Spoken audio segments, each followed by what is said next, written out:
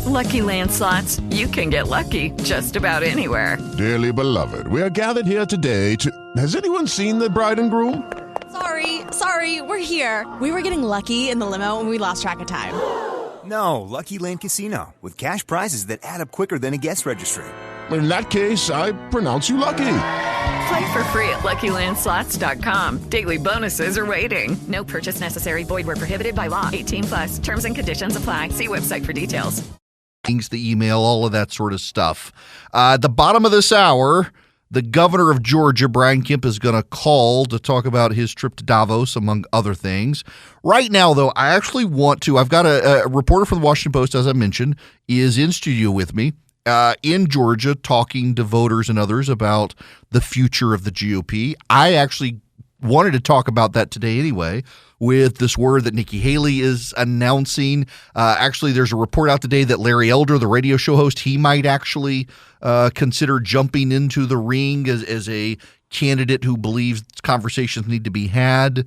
You got Donald Trump already in. Everybody's waiting for Ron DeSantis. And here's my thing with the GOP. I was an elected Republican, worst job I ever had, being on the city council, where people really would yell at me if their trash had not been collected because they were too lazy to roll their trash can down and thought I could do something about it. I at one time knew what the Republican Party stood for, per se. I don't know that I know at this point what it stands for, other than we're not Biden, we're not woke, we're not the left. I mean, what are the values, the issues of the GOP? And a lot of that comes from, right now, the GOP. I guess to some degree, Trump is the leader of the party, but there's also a leadership vacuum where you have the Republicans split in Washington, D.C., the House and the Senate. You've got a split within the Republican conference in the House between moderates, conservatives, and among conservatives between national, populist, traditional conservatives, fiscal conservatives, social conservatives. I mean, where do we go? And for 2024, where should we head? And I'm happy to have those conversations with you. And really, with a reporter here in my state, and I've got an audience that is right now listening in a bunch of swing states, this is a good opportunity to assess the crowd and the field and the shakeup of where does the Republican Party go? Stick with Trump, move to someone else? If move to someone else, who do we move to? So let's begin those conversations. 877-973-7425. First, I have to go with Eric, just because you're Eric. Welcome to the show, Eric. How are you? First-time caller. I'm so nervous here. Oh, don't be nervous. Look, we got the same name. I bet yours doesn't have the C and the K, though, but that's okay.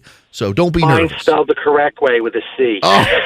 Listen, mine spelled the correct way with the C, too. It's K on the end. At least we're not one of those weird Erics with the H on the end.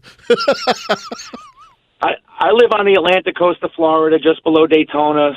Used to be the 6th District. Ron DeSantis was my congressman. I met him when he knocked on my door campaigning. He became the greatest governor we ever had. I love Ron DeSantis like you can't believe. That sounds like you're getting – I was about to say, that sounds like we're getting to a butt. No, yes. I want him to either finish out his term as my governor, because we need him here, or – in my perfect dream ticket, Donald Trump would tap him as VP. I'm from New Jersey originally. I've seen all the backstories of the greatness that Donald Trump did. Like, a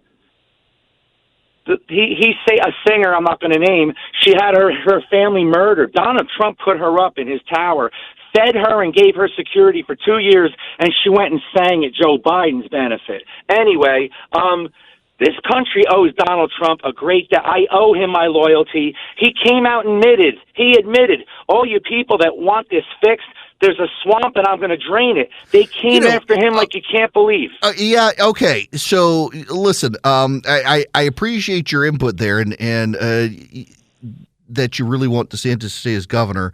There's also this notable thing, and it goes back, I don't know if you guys have seen the Dave Chappelle monologue on Saturday Night Live. He's done this several times where he talks about the endearing thing, even for a guy like him who doesn't like Trump, is that Trump kind of called out the swamp and said, yeah, they're doing these things in the room to you. And now, if you'll excuse me, I'm going to go back into the room and help him do it.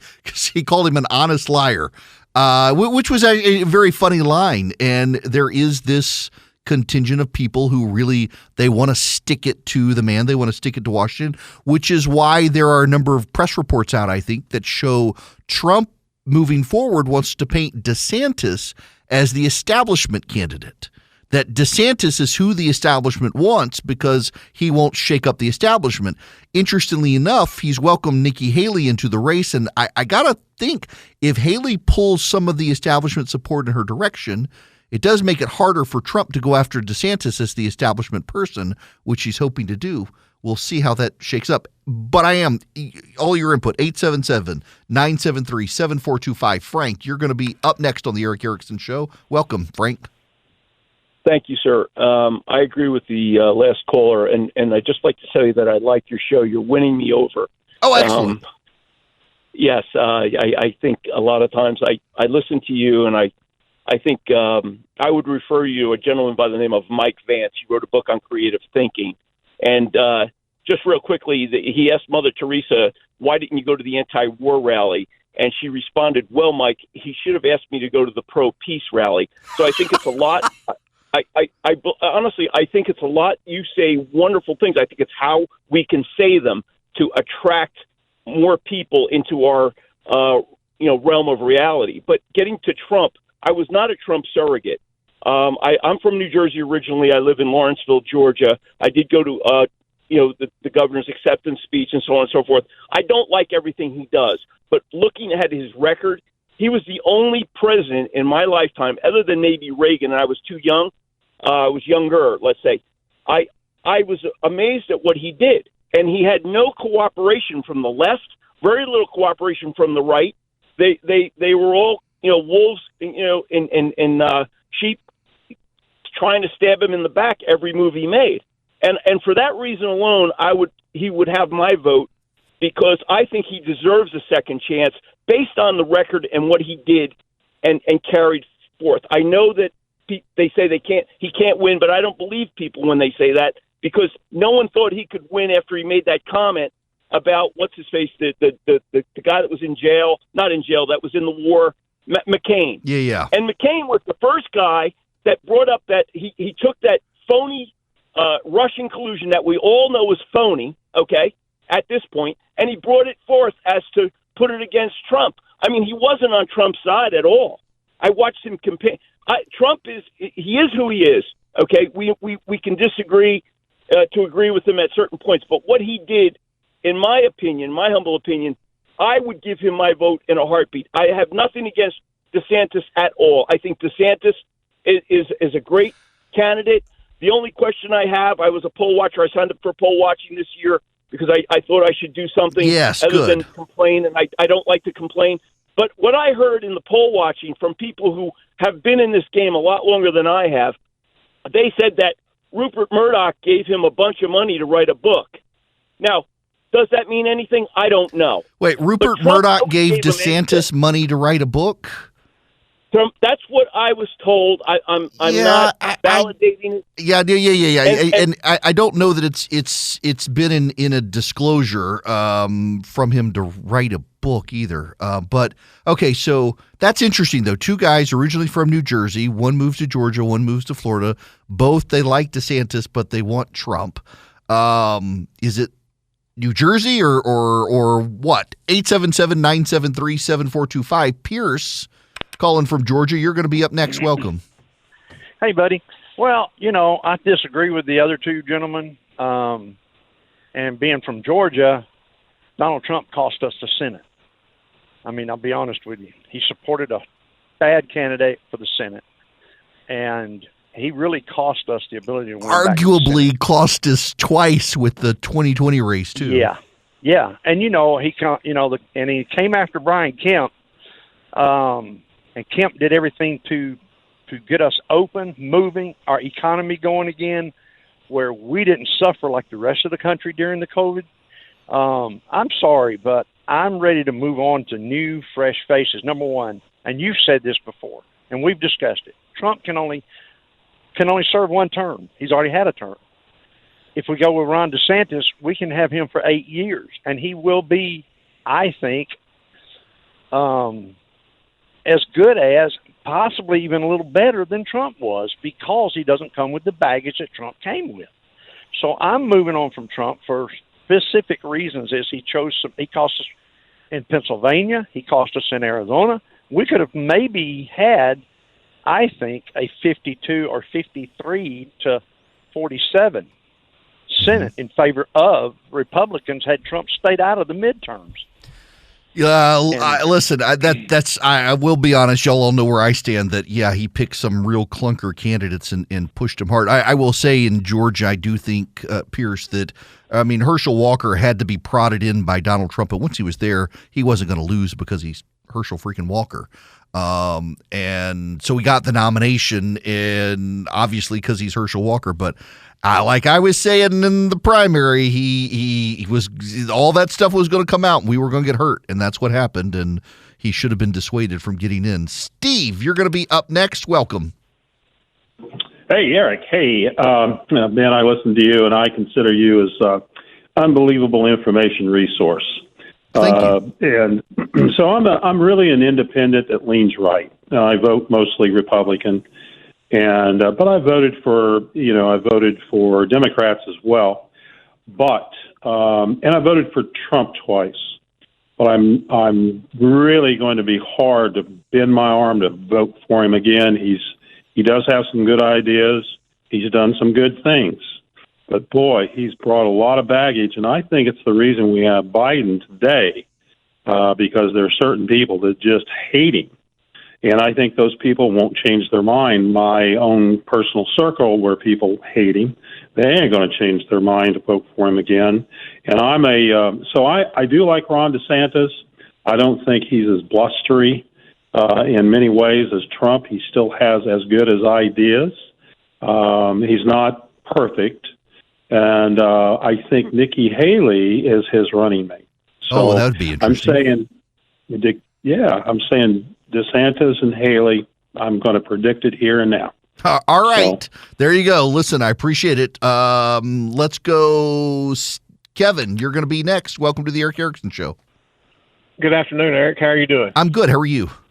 I'm doing just fine. I've been a long-time listener. I just wanted to weigh in on a couple of your callers have said already what I was thinking. I'm in Georgia, and I kind of blame Trump for losing us our Senate seats twice. And I'll prequel everything I say with I voted for the man twice. And if I have to vote for him again, I will. I personally think that it's time that we let some of these boomers go away, and some of us other younger generation prove that we know what we're doing.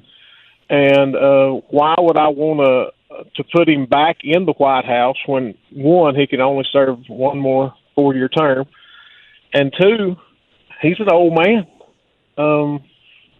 He could be a senile in next year as the one we got. He'll be Biden's age in 2024 that Biden was in 2020, putting him at 80 in the midterm of 2026. I mean, if age is an issue for Biden, it is a relevant age for Trump. We're kind of tracking to the same thinking there, Kevin.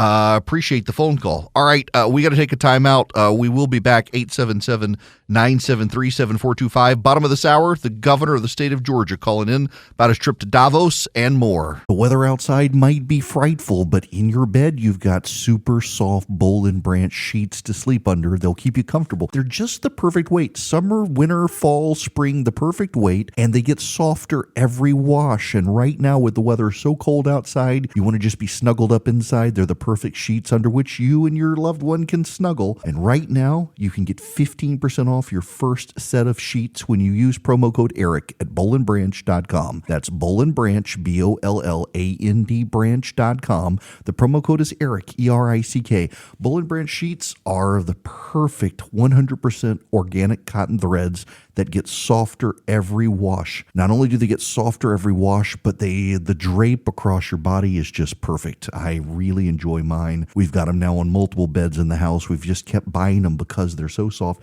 And every wash, they get softer. And right now, get 15% off your first set of sheets when you use promo code ERIC, ERICK, at bollandbranch.com. That's Boll and Branch, BOLLAND branch.com. The promo code ERIC. Welcome back. It is Eric Erickson here across the nation. We're talking about the future of the GOP and where does the party head. And I've got a reporter listening in with me who kind of wants to know where folks stand on this issue within the Republican Party. And come to one of the most listened to conservative talk shows, the most listened to one in the big swing state of Georgia. Might as well give you a good sense of where things are. So I want to go now to Rob. Give us your view, Rob. What you thinking? Hey, well, so like you, I'm a little bit older, a couple years older than you. I'm a Ronald Reagan kid. That's the way I phrase myself all the time. And from that version of GOP and even the Democrat Party back then to now is, to me, just a stark raving difference. And the Trump-DeSantis scenario, Trump brings all the baggage that he can possibly bring, and I was a diehard supporter of him initially, and I voted for him 2 times. However, I will say this, the biggest gripe that I have is that because of the personality type that he is, he surrounds himself with yes men, and all they do is feed his ego, and I think that is his biggest Achilles heel. DeSantis is a much more polished person that can, from the GOP standpoint, can obviously get things done, and he doesn't pull any stops the way Trump didn't pull any stops. He has no problem with that, but he is a much more polished human being. And to that point, the last thing I want to make a point on is that I've got several elected friends over the years that have all the ideology going into office that everybody does with, like a deer in headlights with the doe eyes, the whole 9 yards. And I always tell them, there's a stark difference between being a public servant and a politician. You're elected in as a public servant, but the machine makes you a politician, and a politician has 2 jobs: get elected and stay elected. And unfortunately, that gray area exists between both parties now, and I think that's been the biggest wane on the GOP, particularly for younger generations who are as distrusting as they possibly can be from the establishment mentality. Yeah, look, that Rob, that's very well said. There's so much distrust now. Jimmy, you're probably going to be the last one to chime in here before I get to Governor Kemp. Welcome to the show, Jimmy. Hey, Eric, how's it going? Good. I'm also a Georgia transplant from New Jersey. All the New Jersey guys, I bet you're okay with Trump being from New Jersey if the pattern stays. You know what? I'm also a Reagan kid, and I've never seen a president like Trump basically take the template of Ronald Reagan and just completely run with it. And there's been a lot of pent-up angst and anger at the press, everyone that he sparred with, and God, I loved it. I loved every second of it, and you know what? You know something? I think whatever. I don't believe this stock market rally today. Anyone who's not selling today is a fool. You don't need a billionaire to get us out of the hole with $32 trillion in debt, and I'll leave it at that. All right, man. Look, I appreciate it very much. A distinct pattern here, though. The New Jerseyans who moved to the South are all down for the second term of Donald Trump.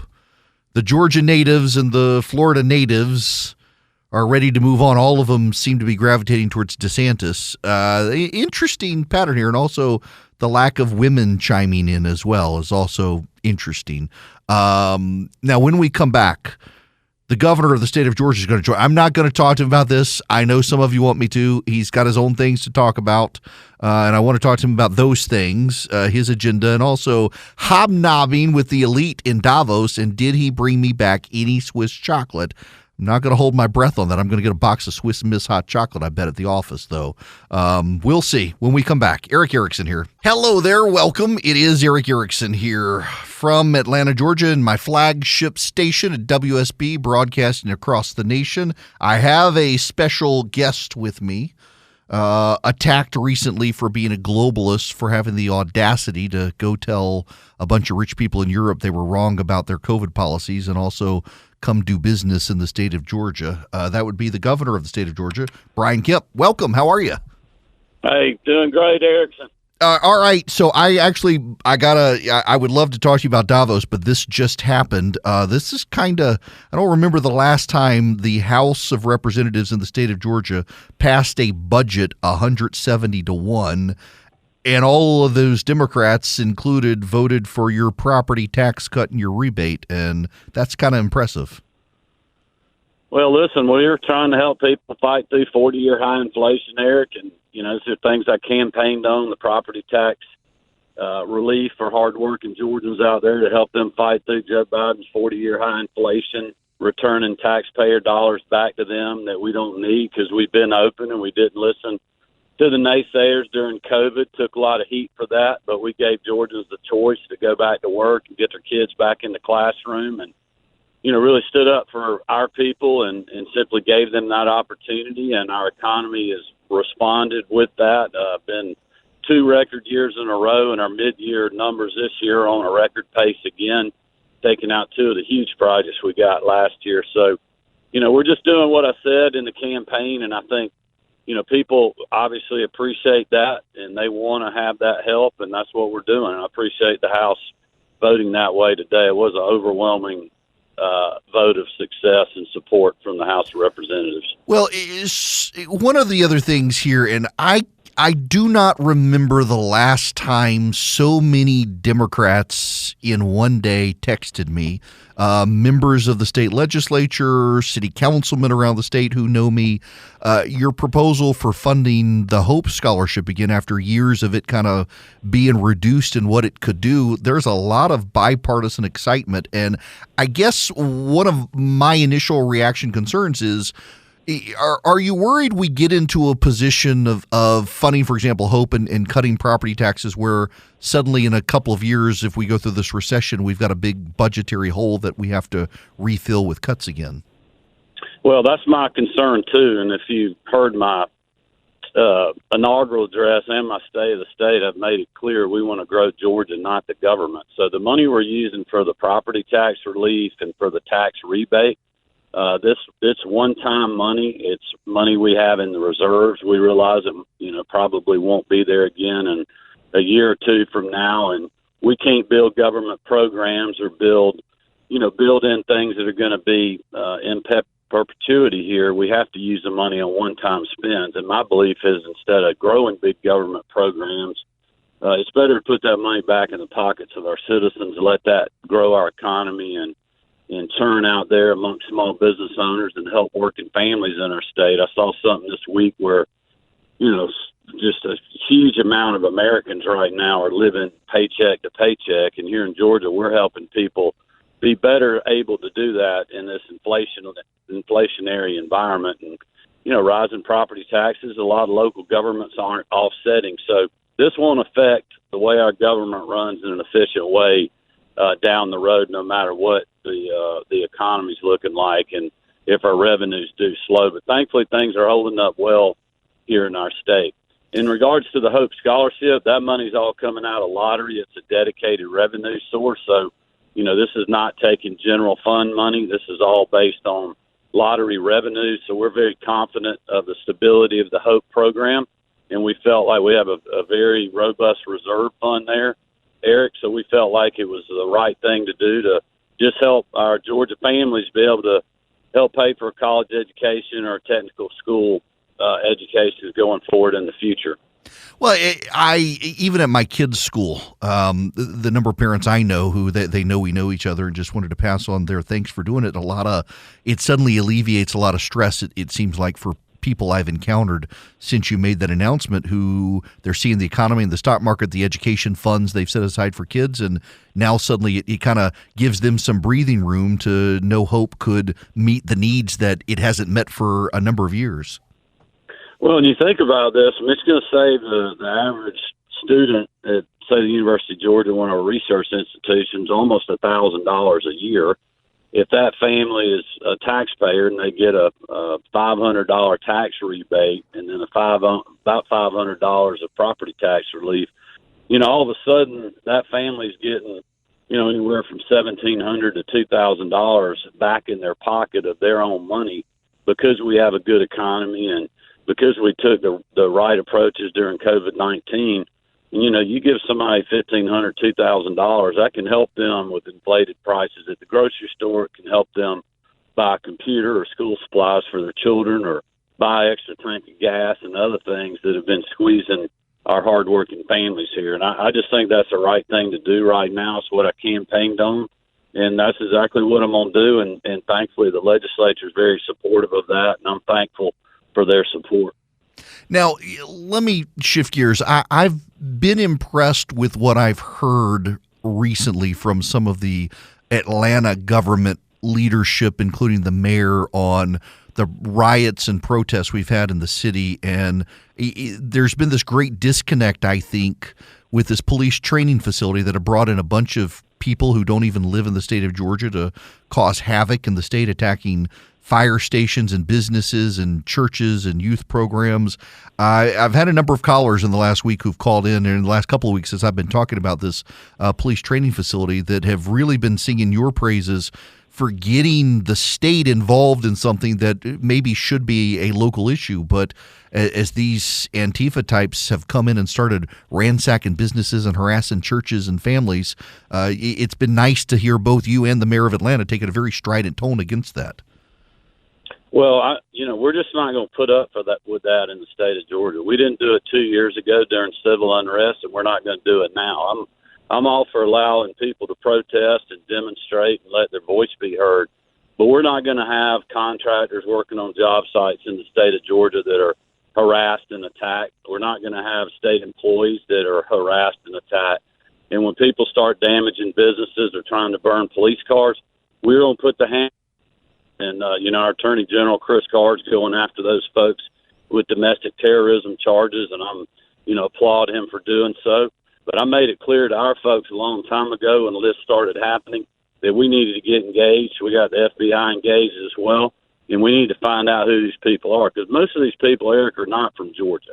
These people are paid activists, coming from other places around the country just to create division amongst us and to hurt people and hurt property.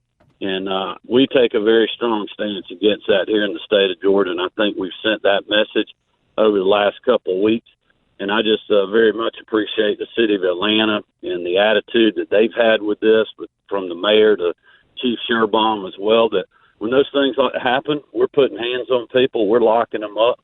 I think a good analogy of this was the other night when we saw the police car burning. It's hard to prevent somebody shooting a high-powered fireworks in the police car, but that whole incident, even though it was on the news a lot, it lasted 40 minutes because we were on the scene, they were on the scene, we arrested people, we locked people up.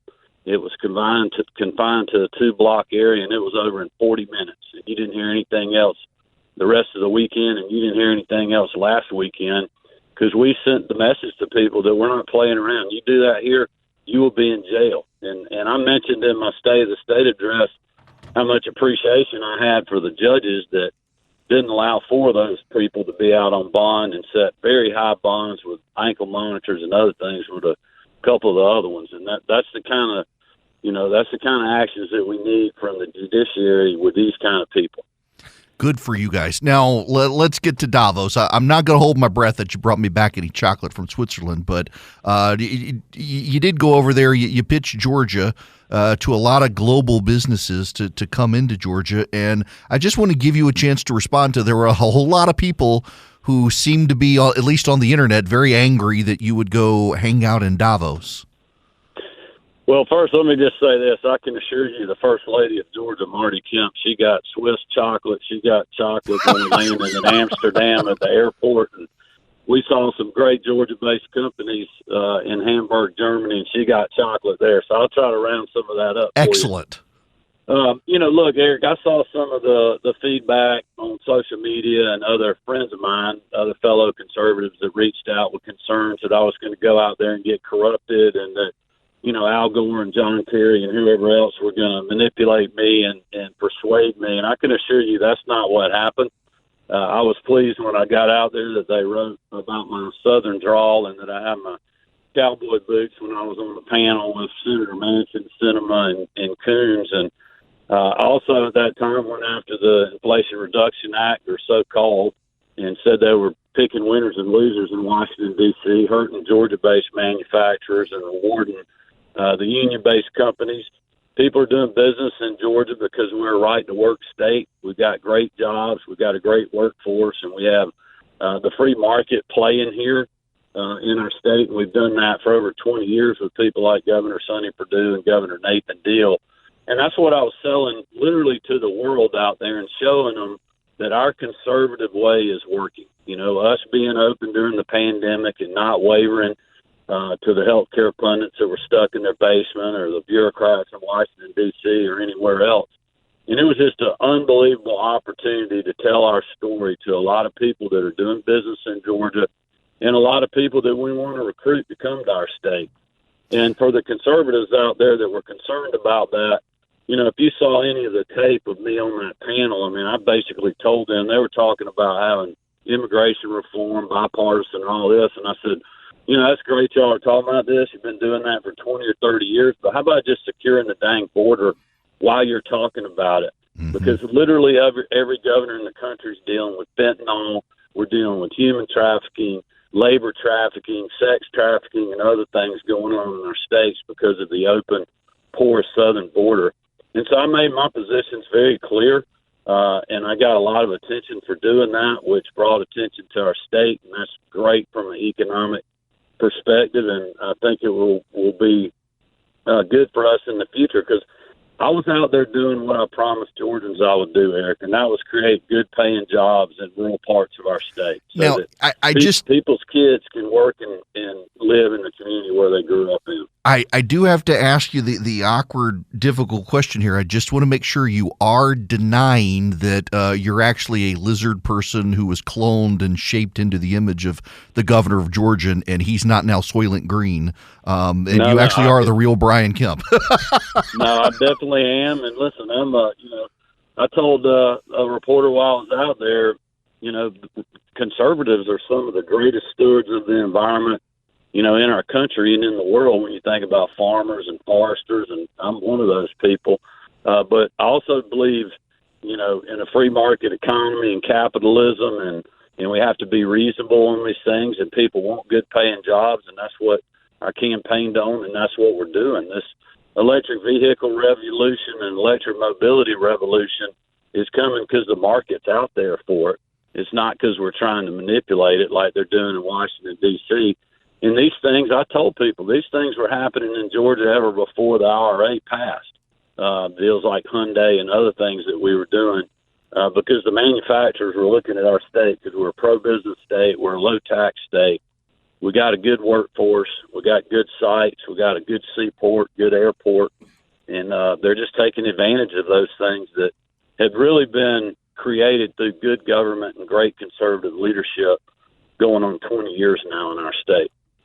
Well, listen, I appreciate you stopping by. Glad you're back, and I won't take any of your wife's chocolate. I don't want her to get mad at me, but I'll try to get it for you. Congrats on the budget today. It's good to hear from you. Hey, have a great afternoon. Take you care. too.